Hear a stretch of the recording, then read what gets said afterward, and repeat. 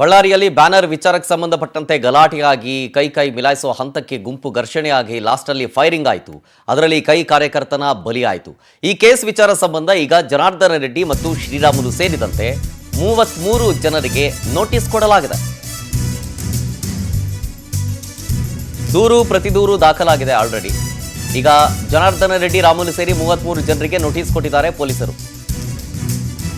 ಶಾಸಕ ಜನಾರ್ದನ ರೆಡ್ಡಿ, ಸೋಮಶೇಖರ್ ರೆಡ್ಡಿ, ರಾಮುಲು, ಸುರೇಶ್ ಬಾಬು, ರೆಡ್ಡಿ ಆಪ್ತ ಅಲಿಖಾನ್ಗೆ ಖಾಕಿ ನೋಟಿಸ್ ಕೊಟ್ಟು ಬುಲಾ ಕೊಟ್ಟಿದೆ ವಿಚಾರಣೆಗೆ ಹಾಜರಾಗಿ ಅಂತ.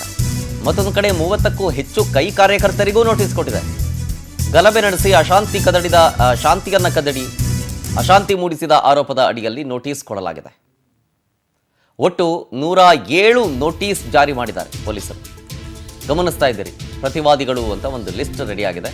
ಇದು ಬಿಜೆಪಿಯ ಕಾರ್ಯಕರ್ತರು ನೋಟಿಸ್ ಕೊಟ್ಟಿರೋದು 33 ಜನಕ್ಕೆ. ಗಾಲಿ ಜನಾರ್ದನ ರೆಡ್ಡಿ, ಸೋಮಶೇಖರ್ ರೆಡ್ಡಿ, ರಾಮುಲು, ಸುರೇಶ್ ಬಾಬು, ಪ್ರಕಾಶ್ ರೆಡ್ಡಿ, ಮೋದ್ಕಾ ಶ್ರೀನಿವಾಸ್, ರಮಣ, ಪಾಲಣ್ಣ, ದಿವಾಕರ್, ಮಾರುತಿ ಪ್ರಸಾದ್ ಎಲ್ಲ ಸೇರಿ 33 ಜನಕ್ಕೆ ನೋಟಿಸ್ ಕೊಟ್ಟಿದೆ. ಹಂಗೆ ಕಾಂಗ್ರೆಸ್ ಕಾರ್ಯಕರ್ತರಿಗೂ ಕೂಡ ನೋಟಿಸ್ ಕೊಟ್ಟಿದೆ. ಸುಮಾರು 30ಕ್ಕೂ ಹೆಚ್ಚು ಕಾಂಗ್ರೆಸ್ ಕಾರ್ಯಕರ್ತರಿಗೆ. ಈಗ ನೋಟಿಸ್ ಜಾರಿ ಆಗ್ತಿದ್ದಂತೆ ಬಂಧನದ ಭೀತಿಯಿಂದ ಒಂದಷ್ಟು ಜನ ಪರಾರಿಯಾಗಿದ್ದಾರೆ ಅನ್ನೋ ಮಾತು ಕೂಡ ಇದೆ.